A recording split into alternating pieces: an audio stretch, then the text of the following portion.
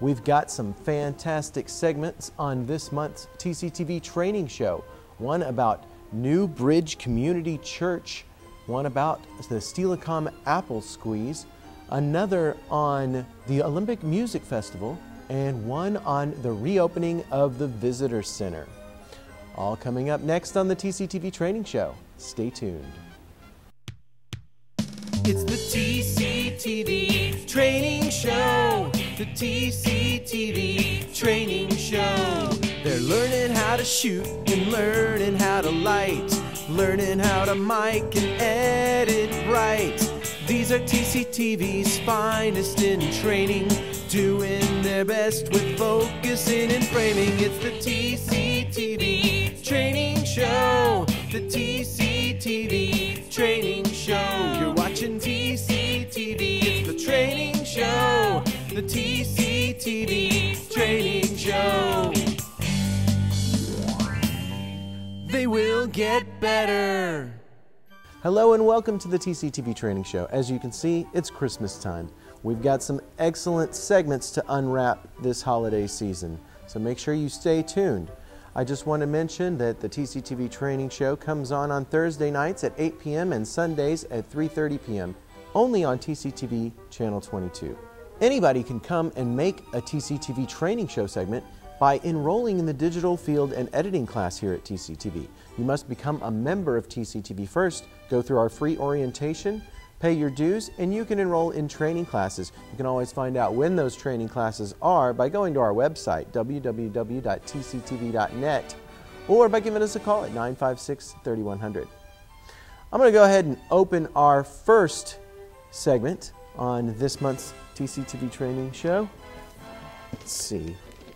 I wonder what this one is. I guess we'll find out. Let's see if it'll be easiest to get in the bottom. Today we are in Steelicom, and it's going to be awesome. We have a beautiful view here today. I don't know if you can see that, but that is actually the Tacoma Narrows, all the way from Steelicom. Didn't know you could see that. And we are going to squeeze some apples, make apple cider, listen to some great music, and heck, maybe even have a couple apples. This is Apple Squeeze. If you know me at all, you know my stomach rules my brain, and there are some very good smells coming out of this place. And look at this. That is perfection right there. So, what are you ladies doing today? What is this? This is an apple cider caramel float. I bet you hear that a lot from the hungry guys going, oh. Wow. So what is this building called? Bear Drug and Hardware. Bear Drug and Hardware. So after I got everything set up here, it's time to try this bad boy. I like a little bit of cinnamon, so let's get that down in there.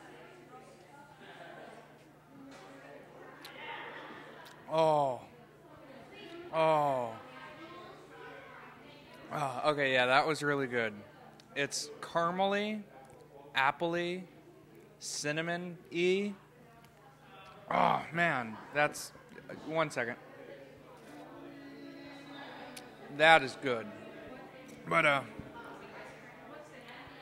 there is whipped cream, ice cream, cinnamon, apple juice, and solid apples in it.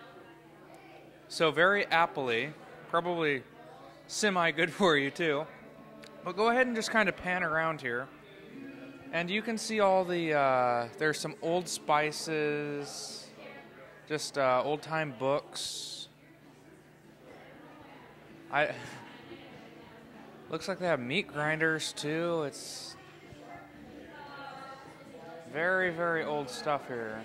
Old ladle. I don't know quite what that is. Salts and medicines. Very cool to see all this stuff. Wonder if any of it's expired. Would you like me to weigh your apple cider? U.S. Postal Pony, the Pony Express. You know, this actually is a pretty cool place to come get your mail 100 years ago. Hey, this building is owned by the Thurston Museum. So it's a fun place to come, and they have lots of antiques in here. It's great. I love it. While Joanna was looking at antiques, I decided to go squeeze some apples.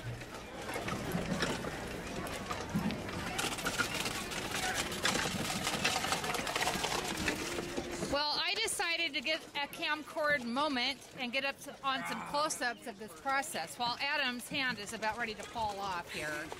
But here's what he's doing below. There's lots of apples down there.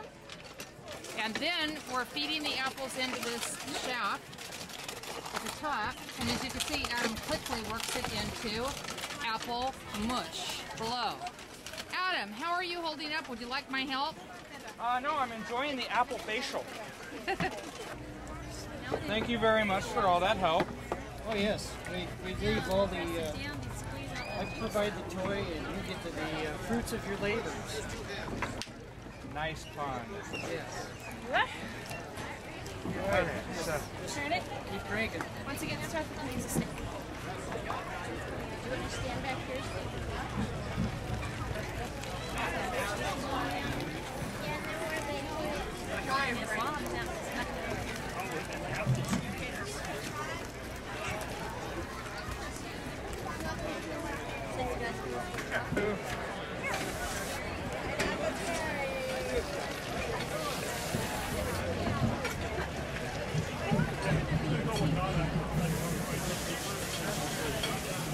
I have one question for both of you. Yes. At the end of this, do you hate apple scented stuff?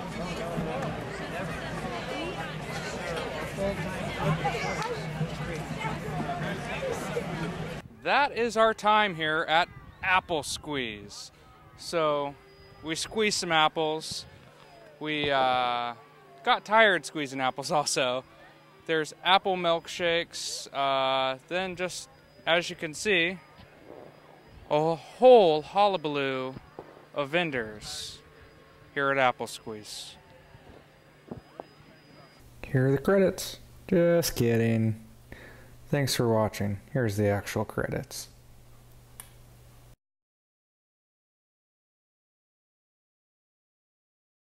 That was some great reporting, Adam.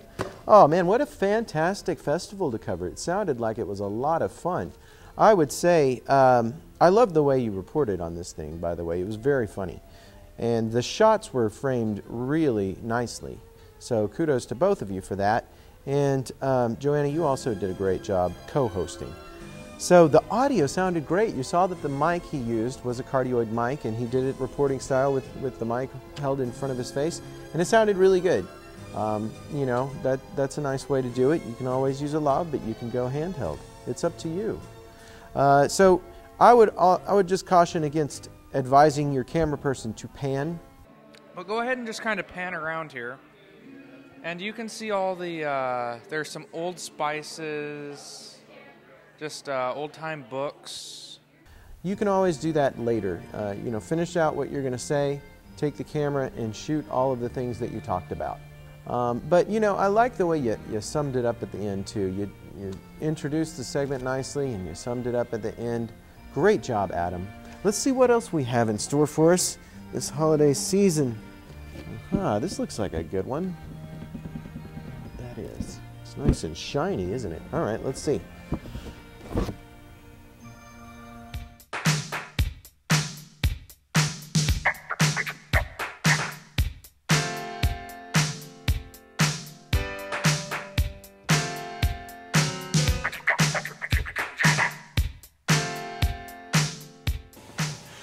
Newbridge began our very first week, it was almost 10 years ago, at River Ridge High School. It was October 3rd, 1999, and we started off at the Performing Arts Center at River Ridge High School, and we were there about 3 years, and that was the limit on the time allotment that a group can be, a religious group can be in the school. So that was kind of our first crisis of facility. Then from there we moved to the Nova School on, I believe it was 22nd Avenue. And we were there for a number of years, and then to Centennial Elementary School. And about that time, we started to believe that God may have a permanent home. And so we started looking. Somebody had found, and I think through Tim Abbey, had heard about this property here at Old Madison Elementary School. And the first time we came here, it was pretty terrifying. I mean, I don't think my heart was really ready for what we found. The facility was probably all but condemned. There were people living in the facility. We had found needles and condoms everywhere, and there was actually somebody living up on the stage in this area, and it was every window in the entire facility was broken. And we just saw the incredible amount of work that was involved. But we began to pray about it, and one thing led to another, and we really felt God's call to be in this neighborhood. We fell in love with the people of this neighborhood, and they were very excited about us being here because the place was an eyesore, I think, in a lot of ways, really driving down value in the neighborhood. But not just that. It just proved to be a place where a lot of bad things were happening here. And there was a lot of graffiti, and just everything was really run down. And so we continued to pray, and the Lord just began to speak to our hearts that this was the place that He wanted us. So we moved out and made an offer to the school district. And Tim Abbey kind of ran the lead for us on that.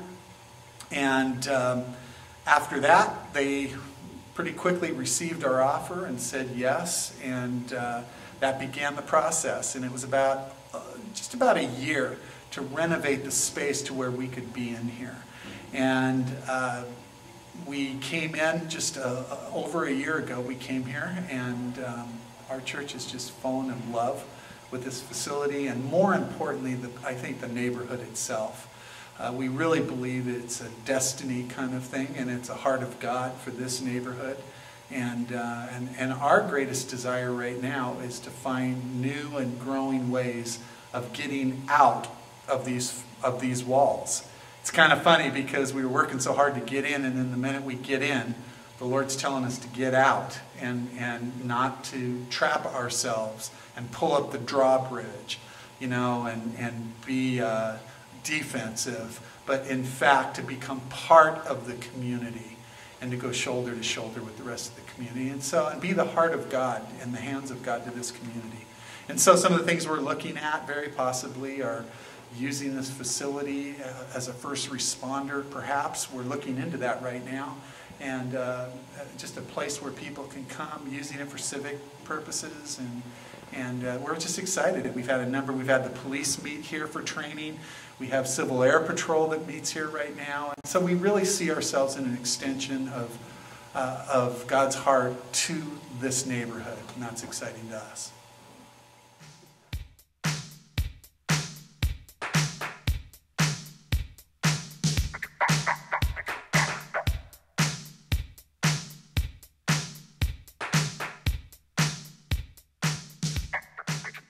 Great job. That was Bob Hoyt, who did the New Bridge Community Church segment you just saw. And you know, I know Bob was really upset about this. Whenever he shot the interview, the camera the image looked really strange, and you can see that it looks strange here. If I was to guess at what caused that, I would guess it was a slow shutter speed on the camera. And if you're in easy mode on our GL1s and GL2s, you shouldn't have this problem, because easy mode will not let you change the shutter speed. It'll do it all automatically.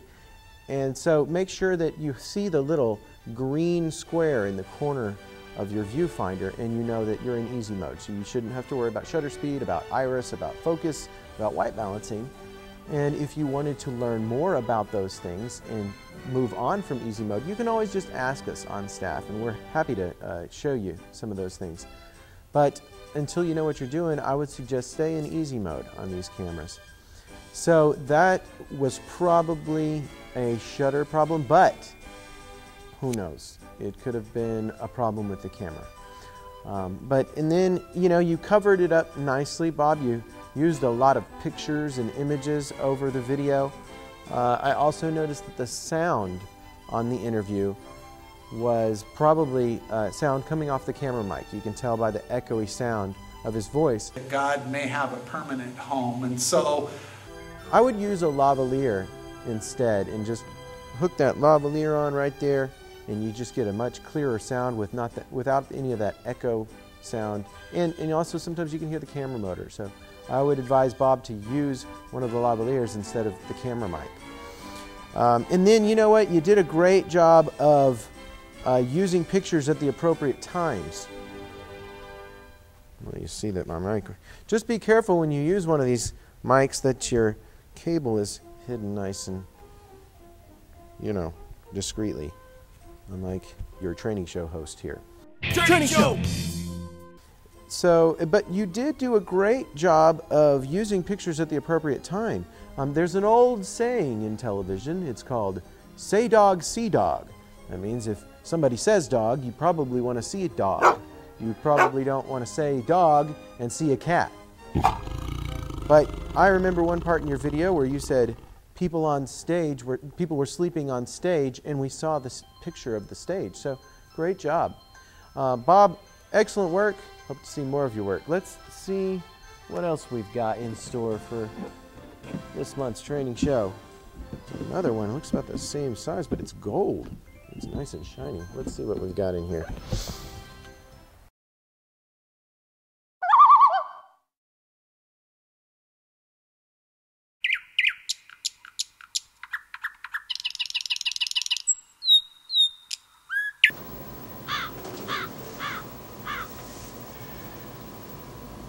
It's the day before the first concert of the 26th season of the Olympic Music Festival. Laura Eglitzin, who's the daughter of Alan Eglitzin, the man who founded the festival in 1984, lounges outside while an aging black lab keeps a laconic watch. There's really not much to watch for, though, at least not yet, but there are still a few things to do, like directing music lovers to the parking area on the 55-acre farm where the Olympic Music Festival takes place each summer. Here, in a pastoral setting decorated with lush strawberry fields, and crowned with a tractor atop a hill, there arrive each year some of the best musicians in the world to play the greatest music ever written.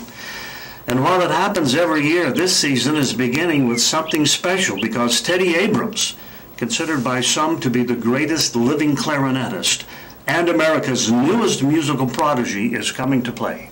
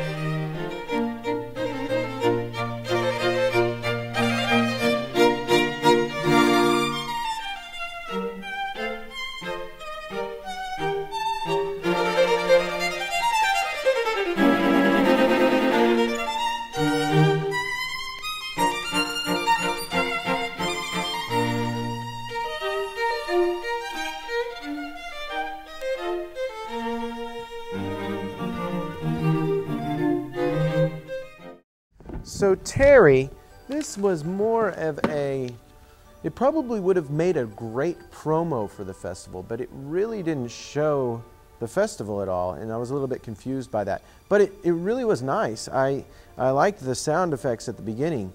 and the voiceover was a little bit noisy, and maybe, I don't know how you recorded it. It sounded to me like you may have recorded it in the edit suite, which is not always a good idea.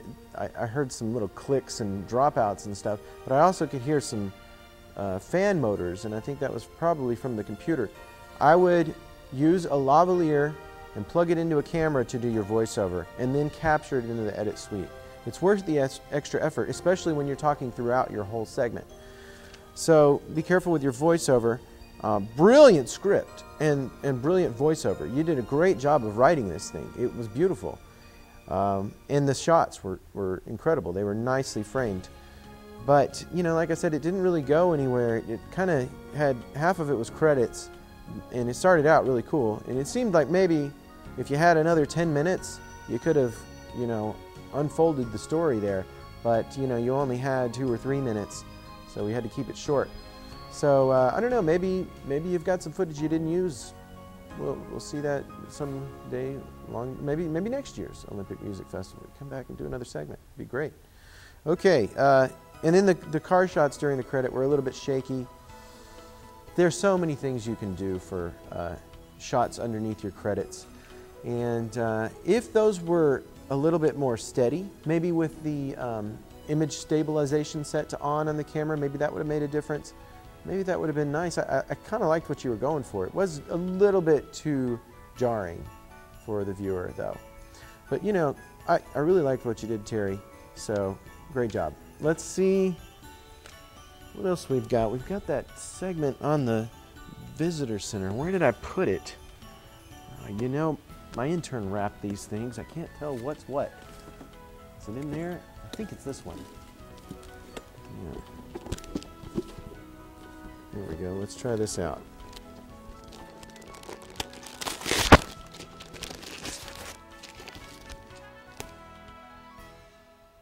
Great Wolf Lodge is here. The Press Coffee House is here. And Ramblin' Jack's. Talk about great food. There is just great food all over the place. And it is all absolutely free. As you know, in July, the state was having some financial difficulties and decided to close its visitor center here at the Capitol campus. We saw an opportunity to come in and do what we do, which is provide information for people. And clearly the numbers worked for us. In our facility that's about 10 blocks from here originally, we would have about 2,000 walk-ins per year. And according to the state records here, there's about 50,000 people that would come into this particular facility. So just in those terms, it would take us probably 25 years to see as many people as this facility sees in 1 year. We just thought it was a good match. Now under this new operation, we'll be able to expand the amount of information that we can provide tourists. We can expand the amount of information that we can provide visitors to the Capitol campus, not only tell them about state government and the business that we are all involved in here, but also about the businesses and amenities we have to offer in Thurston County. And the Visitor Convention Bureau is just another wonderful example of a joint partnership of the 3 cities and the business community. I want to wish the VCB the absolute best at the new site. I think it'll support their efforts to a much greater degree and still provide support for the state capitol. And it is an example of, in adversity, you can make lemonade out of lemons, to use a well-worn cliche.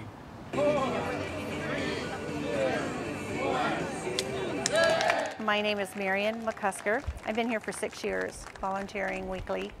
My main job is to greet the people when they come in the door and tell them all that I know, and if I can't, refer them to somebody who can. We have maps, we have tours that people will come in, they've been wondering for 3 hours, trying to find an office. And they come in here, we know. I'm Jean Raup. I've been here at the Visitor Center for 20 years during the time the state had it. And I retired at the end of June, and I'm now helping the Visitor Convention Bureau put it back together. We do major tourism referrals into downtown. We help people find all kinds of city offices. That's the major thing for the city, getting that information out to people. From there, as far as tourism goes, once they leave here, they have to go somewhere else. So we give them, which direction are you going? The Olympics, the Mount St. Helens, whatever. So then we give them that knowledge that when you leave here, and we try to make people, we don't make them, we try to suggest to people that they use Olympia as their hub, because we're 2 hours from Portland, an hour and a half from Seattle, an hour and a half to Mount St. Helens and Mount Rainier, hour and a half to the ocean. It's a wonderful place just to stay and have your base in Olympia and move out and around from there. Everybody was sort of saddened to see that the visitor center was going to be closing, and did close for a month and some change, but the fact that it's back up and running, everybody's just really happy about that. Very inspiring. This segment had everything I like to see in a training show segment. It had 3 mayors in it. It had county officials. It had a radio guy. It had the executive director. It had the volunteers that worked for the visitor center. Nice, interesting stories. Good job. Hope to see more of your work in the future here at TCTV. Training Show. Okay, that's all the time we have for this month's TCTV Training Show.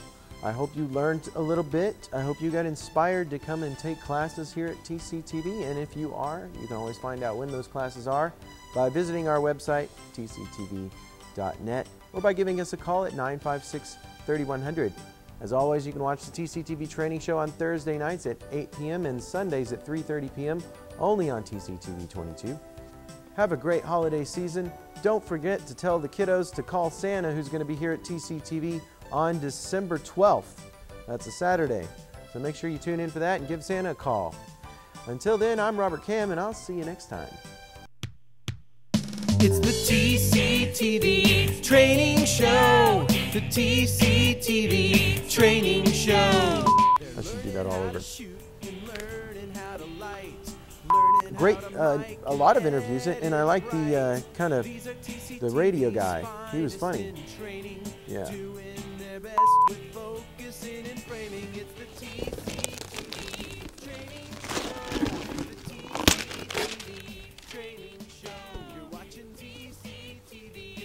Well. The TCTV Training Show. They will get better.